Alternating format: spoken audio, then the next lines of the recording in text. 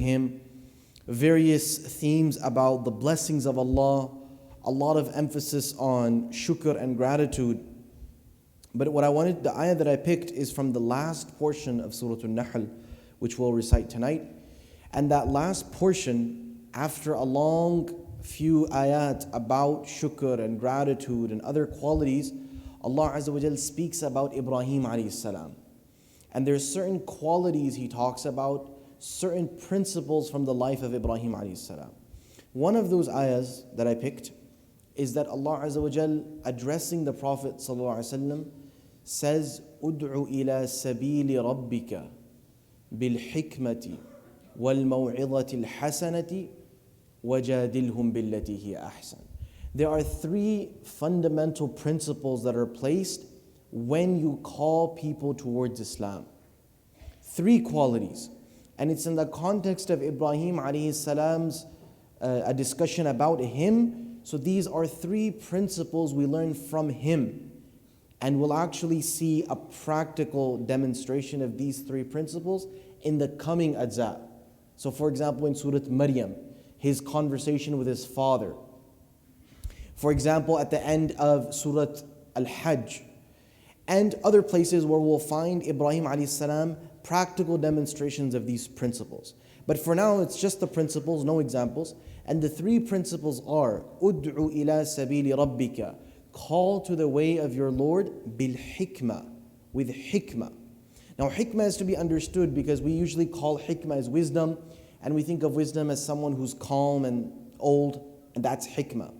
Hikmah is a very interesting word in the Arabic language, and if you trace the root meaning, it goes to something falling in its rightful place. Something that fits in its rightful place. And that's why the hakam is someone who you'd call a referee, you'd call someone an arbitrator, someone who can balance perfectly between the disputes of two parties. So you have two parties arguing, the arbitrator comes in between and is supposed to exactly mention where this party went wrong, where this party went wrong, and who owes the other what. And so that hikmah in reality is to make sure that the thing that you're saying, the time is right, the place is right, the person is right, the method is right.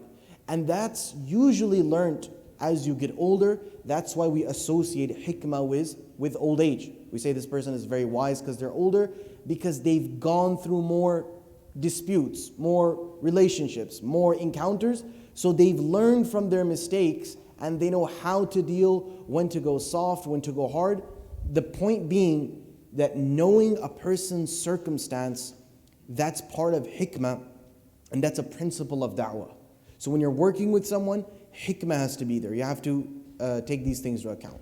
Secondly, wal maw'izatil hasana, is that verbal, what you say, it has a lasting impact on the person.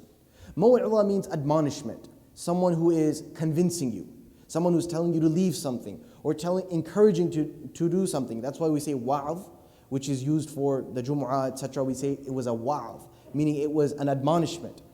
It was a motivation. And the reason why maw'iza is specified with hasana, so a good, beautiful maw'iza, because hikmah was not. Hikmah was just hikmah. Ud'u ila sabili rabbika bil hikmah. That's it. And maw'iza should be enough. But because maw'iza, when you start speaking, people, they're not always doing the best job when they're speaking. So you could have a very ultimate person in front of you. This person is ready to accept Islam. This person's read the Quran. But guess what? When you're talking to them, the way you said it and presented it, you could destroy everything. So wal maw'izatil hasana, when you're presenting it verbally, your wa'adh has to be good, so that it's effective, so that it's helpful, so that it's beautiful, and it's something that the person is ready to accept. And the third thing, wajadilhum billati hiya ahsan, it's not all about being nice, or in other words, being nice does not mean you have no principles. That's not true.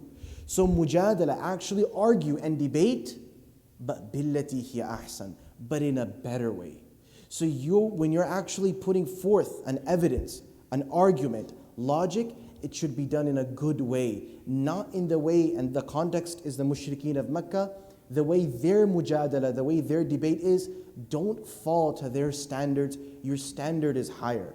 3 principles that are there in our relationships with our children, our families, co-workers, whether they're Muslim or not Muslim, 3 principles should dominate our discussion about Islam: hikmah, maw'izatul hasana, and mujadala billati hiya ahsan. 3 things that if we apply, inshallah, it'll be effective and we'll see the fruits of it. And inshallah, we'll continue tomorrow. Jazakumullahu khairan. Wassalamu alaikum wa rahmatullahi wa barakatuh.